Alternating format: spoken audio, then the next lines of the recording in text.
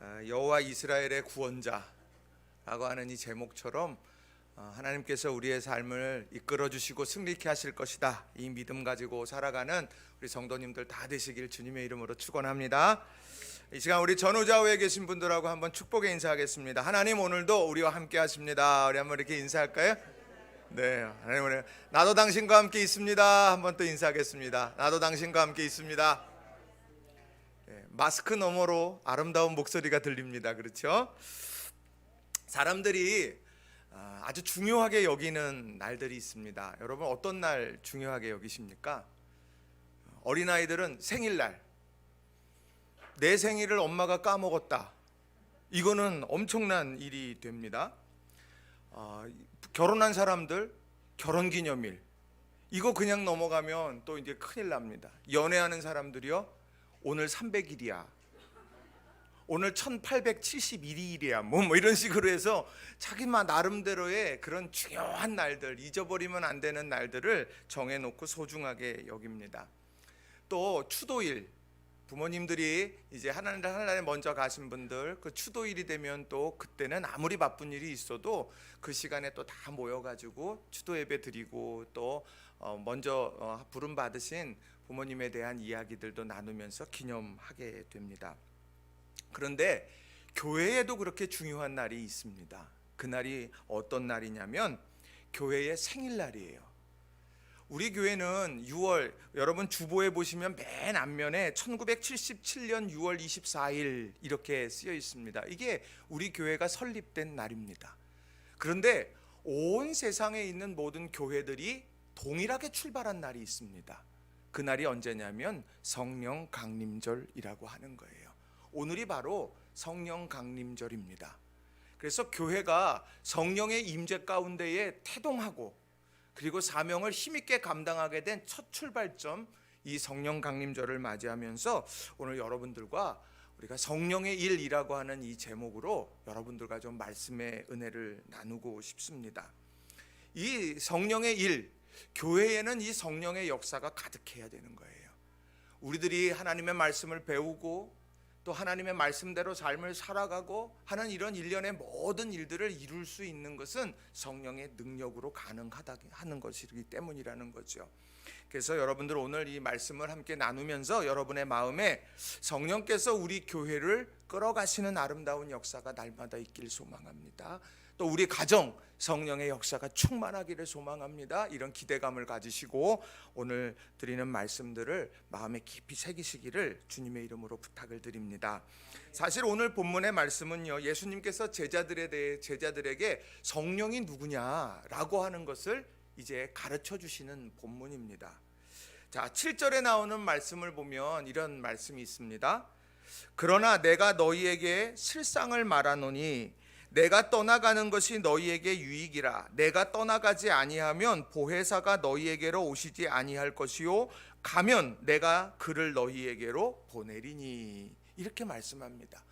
여기에 보면 보혜사가 너희에게로 온다, 이런 표현을 써요.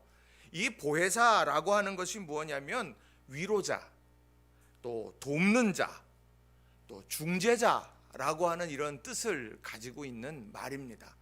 그러니까 예수님께서 성령께서 오실 거다라고 말할 때 이미 보혜사라고 하는 이 말 속에서 오셔서 어떤 역할을 하실지를 분명하게 규명해 주시고 알려주셨다는 거예요.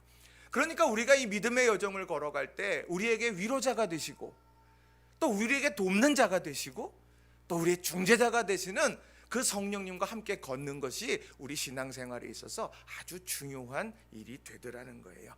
그래서 오늘 그 성령께서 우리에게 하시는 일 3가지를 여러분들과 좀 함께 살펴보고 싶습니다. 자, 첫 번째로는요, 성령은 우리를 일깨워 주시는 분이라는 겁니다. 성령은 우리를 일깨워 주시는 분이다라는 거예요. 자, 요한복음 14장 26절 말씀을 보시면 이렇게 기록을 합니다. 제가 읽어드립니다. 보혜사 곧 아버지께서 내 이름으로 보내실 성령, 그가 너희에게 모든 것을 가르치고 내가 너희에게 말한 모든 것을 생각나게 하리라. 가르치시고 생각나게 하신다는 거예요.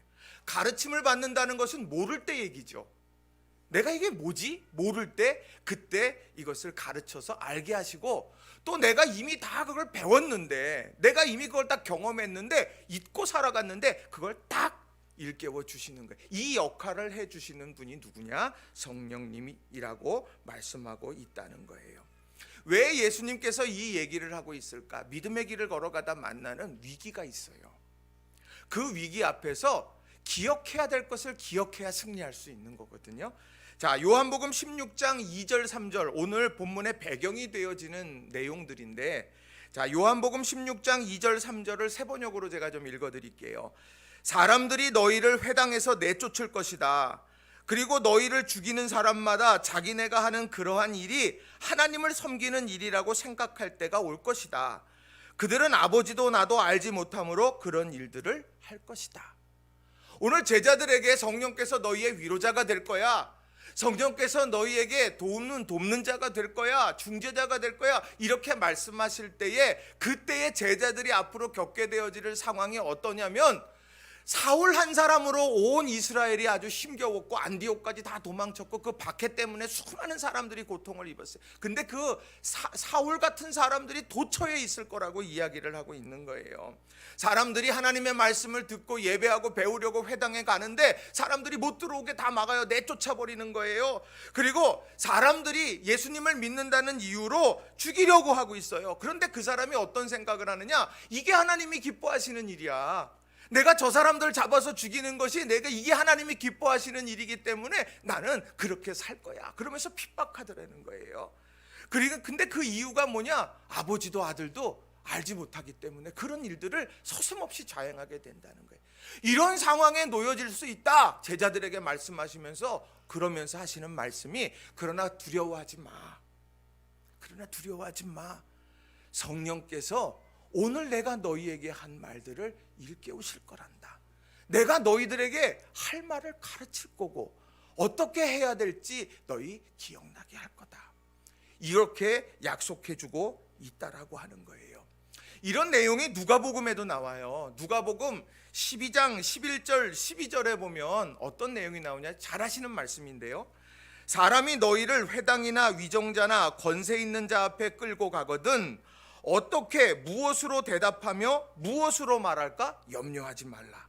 마땅히 할 말을 성령이 곧 그때에 너희에게 가르치시리라 하시니라.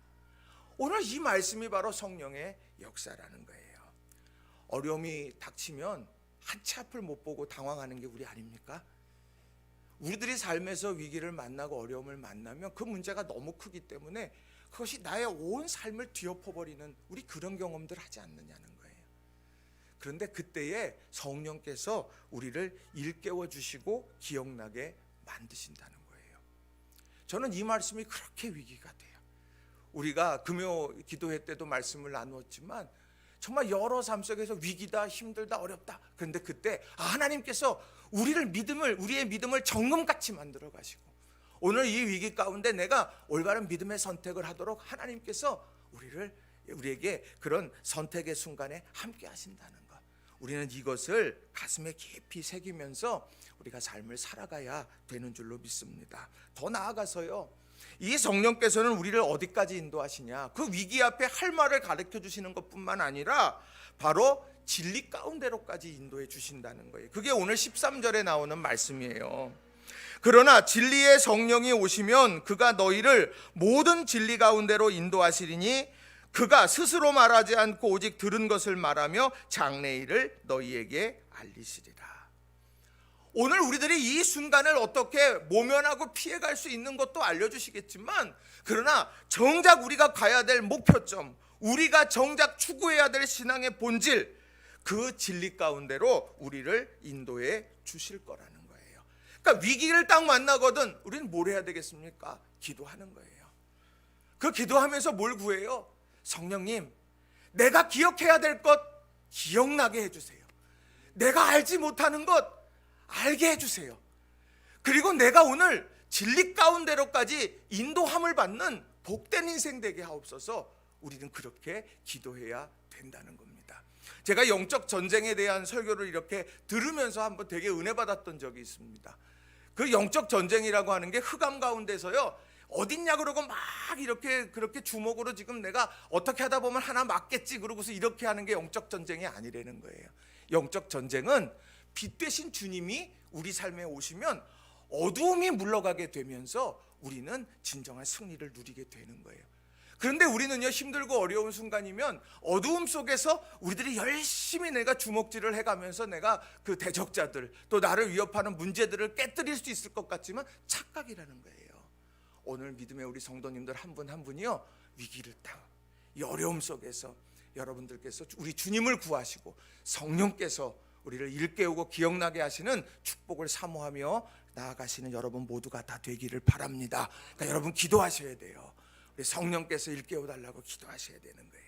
자, 두 번째로요, 성령은 우리를 책망하여 돌이키게 하신다는 겁니다.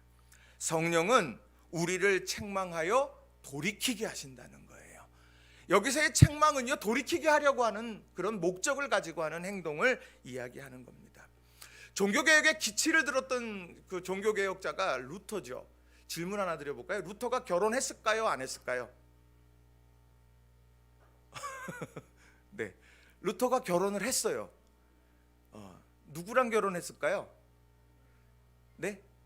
여자랑 네, 결혼했어요. 근데 어떻게 결혼을 했느냐면 종교개혁을 이렇게 하면서 그때 사제하고 수녀하고 뭐 이런 사람들이 이렇게 결혼시키는 일들을 루터가 이제 많이 했는데, 근데 이제 그렇게 했는데 한 명이 남았어요.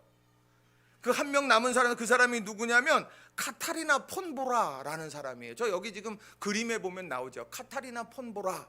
이 사람은 수녀였습니다. 그런데 이 사람과 이 루터가 이제 마지막으로 결혼을 하게 됐습니다. 그러니까 이제 이렇게 둘이 결혼을 딱 하게 되면서 사역의 동반자로 열심히 이제 그 사역 종교개혁의 역사를 이루어가고 있는데, 그 종교개혁의 역사를 이룬다는 게 얼마나 힘들고 어렵겠어요. 그러니까 루터가요, 영적 침체기를 맞이한 거예요. 영적 침체기를 맞이해서 그냥 주저앉고 그냥 외로움 속에서 그렇게 살아가고 있으니까 이 폰보라가 충격요법을 하나 이렇게 했습니다. 뭐를 했냐면, 이 루터가 집에 딱 있는데 상복을 입고서요, 이 폰보라가 상복을 입고서 이렇게 루터 곁으로 싹 갔다는 거예요. 그러니까 루터가 뭘 물어봤겠어요? 아니, 누가 장례났어? 이거 이렇게 물어봤을 거 아니에요. 그랬더니 폰보라가 하나님이 오늘 돌아가셨습니다. 그렇게 얘기를 한 거예요. 그랬더니 루터가 화를 내는 거예요. 무슨 쓸데없는 소리를 하고 있냐, 그게 말이나 되는 일이냐고. 그러면서 아내에게 딱 이야기를 말했다는 거예요. 만약에 하나님이 죽지 않고 만약에 하나님이 살아계 죽으셨다면 오늘 내 신앙에는 이건 뭐가 되는 거냐고. 우리 당신 그 정도 믿음도 없냐고. 그러면서 막 부인한테 이제 퍼붓습니다. 그랬더니 폰보라가 뭐라고 이야기하느냐면, 만약에 하나님이 죽지 않고 살아계신다면 당신이 이렇게 좌절하고 낙심할 이유가 과연 어디에 있습니까? 하나님 살아계신다고 당신 그렇게 믿고 확신하고 그렇게 선포하는 당신이 오늘 하나님이 돌아가신 것처럼 이렇게 머물러 있고 낙심하고 주저앉아 있다면 그거는 잘못된 것 아닙니까? 그러면서 루터에게 이야기를 했다는 거예요. 그러니까 루터가 정신이 번쩍 들었다는 거예요. 그렇지, 하나님 살아계시지.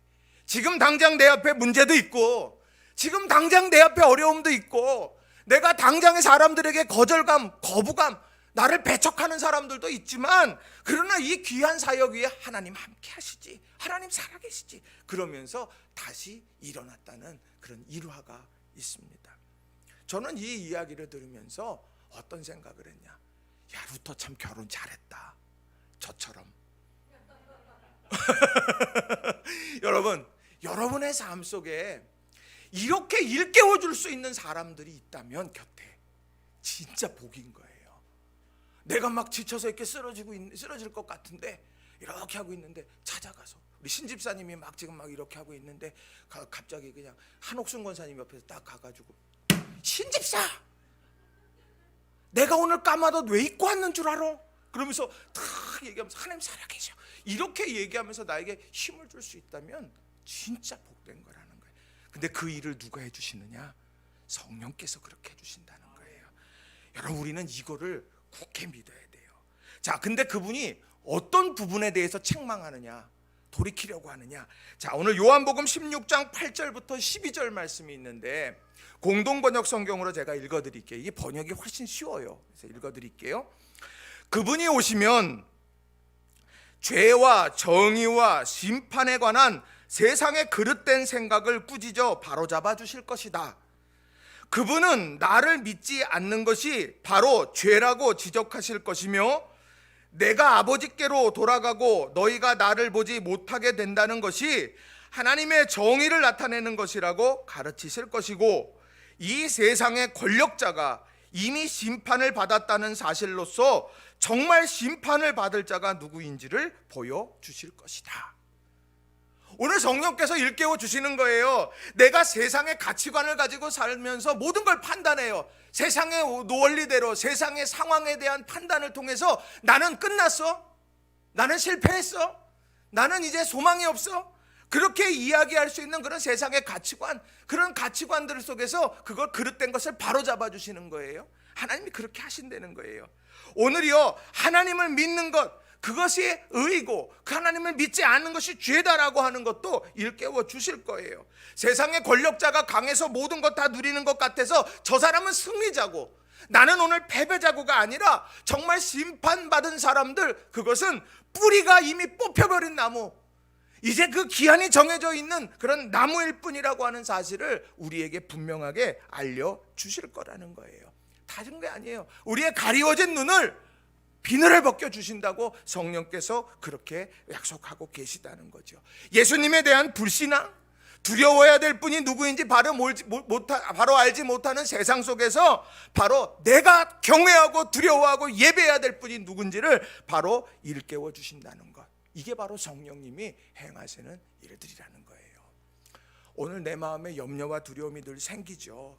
안 생기는 사람이 어디 있겠습니까? 안 생기는 사람이 어디 있어요? 저희 집사람이랑 저랑 어디 나가려고 이렇게 딱 하고 신방 가고 이렇게 나가려고 그러면 저희 아이들 요즘 집에 계속 있잖아요. 애들이 정말 그토록 간절하게 물어봐요. 엄마 밥은?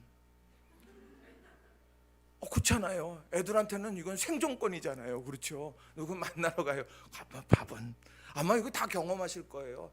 집에 이렇게 다 있잖아요. 우리 다 이렇게 있습니까? 밥 달라고 이렇게. 자, 이제 중요한 건 뭐냐? 그렇게 다들 고민이 있고 염려가 있어요. 그런데 우리들이 정말 중요하게 여겨야 될 것, 그걸 놓치는 순간에 성령께서 내 마음을 강하게 탁 치실 거예요. 그럼 그때 여러분, 아멘, 그때가 무릎 꿇어야 될 거고 다시 돌아봐야 될 때라는 사실을 여러분 꼭 기억하세요. 그래서 성령께서 여러분의 삶 속에 바른 길로 이끌어 가시도록 늘 인도해 주시는 축복이 여러분 모두에게 가득하시기를 주님의 이름으로 간절히 축원합니다. 그리고 더불어서 여러분 주변에 정말 폰보라와 같은 이런 믿음의 사람들을 여러분 위해서 꼭 기도했으면 좋겠어요. 내가 정말 내가 그 함몰돼서 아무것도 못하는 상황에 나를 위해서 그렇게 마음 써주고 기도해주고 돌이켜줄 수 있는 그 사람, 바라기는 우리 성도님들 한 분 한 분이 그런 관계가 되셨으면 좋겠어요. 여러분 한 분 한 분이. 그렇다고 아무 때나 시커먼 옷 입고 막 다니지 마시고요. 그게 아니라 아무 때나 그러면 안 되고 우리들이 그렇게 관심 갖고 그 사람을 봐야 상태를 알아야지 우리가 할 거 아니에요. 그렇죠? 기도하고 그리고서 다가가서 우리가 그렇게 말할 수 있는 믿음의 동지들로 다 설 수 있는 여러분 되시기 바랍니다. 우리 옆 사람하고 인사해 볼까요? 내가 당신의 폰보랍니다. 우리 이렇게 한번 인사해 볼까요? 네. 네. 다시 한번 인사할게요. 그러니까 잘해요. 중요한 거예요. 여러분, 그래 중요한 거예요. 신앙생활은 혼자 하는 거 아니에요. 절대로요. 신앙은 같이 하는 거예요. 자, 세 번째로는요, 성령은 열매 맺는 삶을 살게 한다는 겁니다. 성령은 열매 맺는 삶을 산다는 거예요. 여러분, 하나님께 앞에 딱 설 때 하나님께서 열매를 찾으실까요? 안 찾으실까요? 성경에서 찾는다고 이야기해요. 근데 여러분, 어떤 열매를 드릴 거예요? 집중 기도회 완주 십자가 이런 거 드릴 거예요? 자, 우리가요 열매를 찾을 때 성경에 보면 여러 열매가 있지만 제일 우리가 영원 구원의 열매를 하나님이 원하세요. 왜요? 그 일을 위해서 독생자까지 아낌없이 내어주신 분이 하나님이시기 때문에 그거는 하나님의 열망이에요. 그러니까 여러분들이 신앙생활에 가면서 내가 전도하고 영혼 구원을 위해서 그렇게 애쓰는 것, 하나님 그걸 중요하게 보실 거예요. 또 하나가 뭐냐? 성령의 열매인 거예요. 성령의 열매, 사랑과 희락과 화평과에서 쭉 나오는 말씀들 있잖아요. 그 성령의 열매들이 내 삶에 맺혀지고 있는가, 하나님 그걸 보실 거라고 저는 생각해요. 그러니까 여러분이 항상 기억하세요. 내가 오늘 하나님이 기뻐하시는 일을 한다, 뭐 여러 가지가 있을 거예요. 예배자로 서는 것, 기도자로 서는 것, 헌신자로 서는 것. 그러나 우리 모두에게 다 원하시는 것, 하나님은 영혼 구원의 열매와 그리고 성령의 열매를 찾으실 거다. 이 열매를 주님 앞에 올려드릴 수 있는 우리 성도님들이 다 되시기를 바랍니다. 그래서 마태복음, 제가 그런 관점에서 마태복음 25장을 이렇게 자주 종종 읽어요. 자, 25장에 보면 어떤 내용이냐면 달란트 비유예요. 달란트 비유, 잘 아시는 비유죠. 거기에 종 3명에게 달란트를 줍니다. 5달란트를 주기도 하고 2달란트를 주기도 하고 1달란트를 줬는데, 자기들이 원해서 받은 게 아니에요. 난 5달란트 주세요가 아니라 주인이 볼 때 각각의 재능대로 그렇게 주셨어요. 근데 5달란트 가진 사람은 장사해서 몇 달란트를 남겼나요? 5달란트를 남겼어요. 배가 성장. 2달란트를 받았던 사람은 2달란트를 또 남겼어요. 그래서 배가 성장했어요. 근데 1달란트를 가졌던 사람은 어떻게 했습니까? 땅에다가 묻어두었습니다. 그리고 난 다음에 오랜 시간이 지났어요. 그거는요, 오랜 시간 기회를 줬다는 얘기예요. 각각의 재능에 따라서 하나님께서 주인이 달란트를 줬고, 오랜 시간 후에 왔다는 것은 그만큼 펼칠 수 있는 기회를 이미 주었다는 이야기예요. 이제 와서 정산하죠. 5달란트 남긴 사람은 5달란트를 딱 더 드리면서 제가 이렇게 남겼습니다 그랬더니 칭찬해 주셨고, 그리고 2달란트 남긴 사람도 동일한 칭찬을 받았습니다. 근데 1달란트 받은 사람은 딱 주면서 뭐라고 이야기하느냐? 주님께서 당신은 굳은 사람이다. 당신은 무서운 사람입니다. 그래서 심지 않은 데서 거두는 줄 내가 알아서 내가 땅에 묻었다가 여기 있습니다. 여기 당신의 것을 받으세요. 라고 그렇게 이야기를 해요. 그러니까 주인이 화가 머리끝까지 났죠. 마태복음 25장 30절에 보니까 이 화가 머리끝까지 난 주인이 뭐라고 말하느냐? 이 무익한 종을 바깥 어두운 데로 내쫓으라. 거기서 슬피 울며 이를 갈리라 하니라. 이렇게 말해요. 그러니 이 말씀을 딱 듣는 순간에 어떤 생각이 드느냐? 야, 우리 하나님은, 그 주인은 자본주의가구나. 자본주의자. 남기면 인정받고 못 남기면 내쫓김을 당하는구나, 이렇게 착각할 수 있어요. 근데 성경을 가만히 보세요. 5달란트 남긴 사람이나 2달란트 남긴 사람들이나 똑같이 칭찬합니다. 마태복음 25장 21절에 보면 그 주인이 이르되 잘하였도다 착하고 충성된 종아, 내가 적은 일에 충성하였음에 내가 많은 것을 내게 맡기리니 내 주인의 즐거움에 참여할지어다 하고, 또 마태복음 25장 23절에도 그 주인이 이르되 잘하였도다 착하고 충성된 종아, 내가 적은 일에 충성하였음에 내가 많은 것을 내게 맡기리니 내 주인의 즐거움에 참여할지어다 하고, 똑같아요. 제가 자본주의가라면 어때요? 5달란트 남긴 사람은 너는 더 큰 즐거움에 참여하고, 너는 저 사람보다 더 큰 것을 내가 너에게 더 맡길 거다. 2달란트 남긴 사람보다 그렇게 할 거예요. 근데 우리 주인은 하나님은 아니시더라는 거예요. 그에게 재능을 맡겨주셨어요? 그럼 그 재능을 맡겨준 그것을 각자의 재능대로 하나님이 주신 그만큼 우리는 최선의 노력을 다해서 감당하면 되는 거예요. 그러니까 내가 오늘 직장에 출근하고, 내가 가정에서 생활하고, 내가 사람들 만나고, 그 자리에서 내가 최선의 노력을 다하면서 경주하는 것, 하나님은 그걸 보신다는 거예요. 반대로 무익한 종은 어땠습니까? 그 욕먹었던 무익한 종은요, 공동번역 성경에 보면 24절과 25절에 이렇게 말해요. 그런데 1달란트를 받은 사람은 와서 주인님, 저는 주인께서 심지 않은 데서 거두시고 뿌리지 않은 데서 모으시는 무서운 분인 줄 알고 있었습니다. 그래서 두려운 나머지 저는 주인님의 돈을 가지고 가서 땅에 묻어두었습니다. 보십시오, 여기 그 돈이 그대로 있습니다 하고 말하였다. 주인에 대해서 잘못한 거예요. 주인은 각자의 재능대로 거기에 달란트를 부어주었고, 그걸 가지고 한번 마음껏 내가 꿈꾸는 걸 펼쳐보라고 말씀하셨어요. 그런데 주인은 이거 잊어버리면 나는 끝장나는 인생이 되겠구나, 나 책망받겠구나. 아니요, 성경을 보세요. 하나님이 우리에게 주신, 청지기로서의 우리에게 주신 달란트는요, 하나님께서 기회를 주신 거예요. 그걸 가지고 우리들에게 대해서, 저는 그래요, 실패할 수도 있고 성공할 수도 있어요. 우리 삶의 결과는 왜 우리 손에 있는 게 아니에요. 근데 우리가요, 최선의 노력을 다하며 경주할 때 하나님은요 절대로 가만두시지 않아요. 보고만 계시지 않아요. 하나님은 분명히 도우실 거라는 거예요. 여러분들이요, 오늘 나는 5달란트 가진 청직인가, 나는 2달란트 받은 청직인가, 아니면 난 땅에 묻어둔 사람인가, 여러분 그걸 다시 한번 점검해 갈 수 있는 우리 모두가 됐으면 좋겠습니다. 여러분, 찬양의 은사 있는 분 노래방에서 뽐내지 마시고 찬양의 자리로 초대합니다. 아멘. 제가 한번 신방 가요, 노래방. 여러분, 믿음 안에서 우리들이 하나님께서 내게 주는 은사가 있으면 여러분 그거를 하나님 위해서 직장에서든 교회에서든 가정에서든요 선하게 한번 사용해 보세요. 그게 열매 맺는 인생이라는 거예요. 자, 그런데 그 열매를 내가 맺고 싶다고 해서 그냥 자연스럽게 맺어지냐 이거예요. 안 돼요. 고추 농사, 제가 목회하던 단양 고추 농사 1년 내내 우리 권사님들 기도 제목이에요. 하나님 병충해가 떠나가게 하시고 물 잘 공급되게 하시고, 그 풍년 됐을 때 그 매매하는 사람 와서 잘 팔게 하시고, 그냥 계속 그 기도예요. 그 쉽지 않다는 이야기예요. 풍년 되면 가격 떨어질까 봐 걱정이고, 안 되면 안 되는 것 때문에 걱정이고, 서른 걱정이더라는 거예요. 그런데 하나님이 찾으시는 열매, 이 땅에서 정말 행복한 열매를 맺는데 돕는 분이 있더라는 거예요. 그게 뭐냐? 성령님이라는 거죠. 그 성령께서 맺게 하신다는 거예요. 자, 갈라디아서 5장 22절 23절 이렇게 말합니다. 오직 성령의 열매는 사랑과 희락과 화평과 오래 참음과 자비와 양성과 충성과 온유와 절제니 이 같은 것을 금지할 법이 없느니라.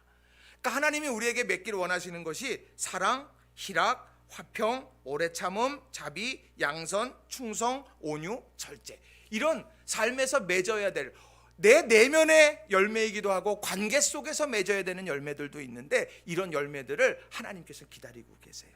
근데 내가 그렇게 하는 게 쉽지 않아요. 그 열매를 맺도록 도우시는 분이 성령님인데, 왜 그러냐? 갈라디아서 5장 22절에 보면 오직 성령의 열매는 이렇게 말합니다. 성령의 열매, 그러니까 성령께서 맺게 하시는 열매라는 거예요. 그러니까 다시 말하면 내가 내 마음에 미움이 생겨요. 직장에 꼭 있죠. 저 사람만 없으면 꼭 있죠. 직장에 이렇게 하다 보면 학교에 꼭 있어요. 어떻게 이렇게 완벽하게 그냥 합력하여 선을 이루면 좋은데 꼭 이렇게 틀어져 있는 사람들이 항상 이제 있기 마련이에요. 친목회에도 그런 게 있고요. 부부의 세계 드라마에도 나오잖아요. 그죠? 안 보시는구나. 안 보셨구나. 중요한 건 그런 여러 가지 상황들 속에서 내 마음을 지키고 열매 맺게 하시는 분은 성령님이라는 거예요. 여러분 이걸 꼭 기억하세요. 내가 사람이 미워질 때 기도하는 거예요. 성령님, 내 안에 이런 마음 생기게 하세요. 내가 삶 속에 두려움이 밀려들 때 기도하는 거예요. 내 마음이 완악해질 때 기도하는 거예요. 성령을 구하는 기도. 이 기도를 통해서 우리 성도님들이 주님 앞에, 주님 나 이 열매 맺었어요, 올려드릴 수 있는 여러분 모두가 다 되시기 바랍니다. 믿으실지 모르겠지만 성경을 읽어보면 하늘나라에 꼭 있는 게 뭐냐면 CCTV가 있대요. 우리가 걸어온 모든 것을 다 책에 기록해 놓고 보고 계시대요. 그러니까 여러분들께서 늘 성령의 열매만이 우리 안에 맺혀지는 축복 있길 바랍니다. 그리고 더불어 여러분, 우리가 평생 살면서 전도 한 번도 못 한다는 게 얼마나 좀 안타까운 일이에요. 그죠? 우리가 올해에는요, 여러분 기도 지금부터 이렇게 기도하시고 올해 안에 정말 우리가 영혼 구원을 한번 열매를 맺읍시다. 그렇게 하고 내 안에서 주여 힘 주세요, 내가 담대함 주세요, 그러면서 열심으로 도전해가는 저와 여러분 다 되시기를 바랍니다. 말씀을 정리합니다. 오늘은 교회의 생일, 성령 강림절이에요. 그래서 성령에 대한 말씀을 주셨는데, 이 성령께서요 우리들에게 꼭 원하시는 일들이 있어요. 하나님, 우리 교회 공동체가 그냥 단순히 모여있는 친목단체가 아니에요. 성령께서 이끌어 가시는 공동체예요. 우리가 뭐가 중요한지 일깨워 주시는 그런 은혜를 위해서 우리 기도해야 돼요.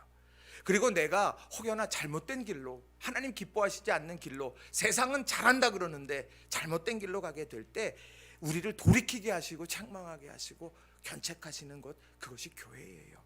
그리고 이 교회를 통해서 성령께서 운행해 가시면서 열매 맺게 하실 거예요. 이런 아름다운 기대와 축복을 가지고 믿음 안에서 신앙생활 열심히 해 가시는 저와 여러분 다 되시기를 바랍니다. 자, 우리 옆 사람하고 마지막으로 인사 한번 할게요. 열매 맺는 삶을 삽시다. 우리 한번 인사하겠습니다. 열매 맺는 삶을 삽시다. 열매 맺는 삶을 삽시다. 이 세월에 같이 기도했으면 좋겠어요. 하나님, 우리가 정말 가르침, 성령께서 가르쳐 주시고 일깨워 주시는 축복 있게 해주세요. 하나님, 우리가 잘못된 길로 갈 때 그냥 내버려 두지 마시고요. 하나님, 우리 정말 우리를 바른 길로 가도록 이끌어 주세요. 그리고 하나님, 내가 빈손 사는 인생이 아니라 열매 맺는 인생 되게 해주세요. 우리가 이렇게 간절한 마음으로 우리 교회 공동체 위해서, 여러분 위해서 간절한 마음으로 기도합니다. 기도하십시다. 사랑과 은혜가 충만하신 아버지 하나님, 감사합니다. 오늘도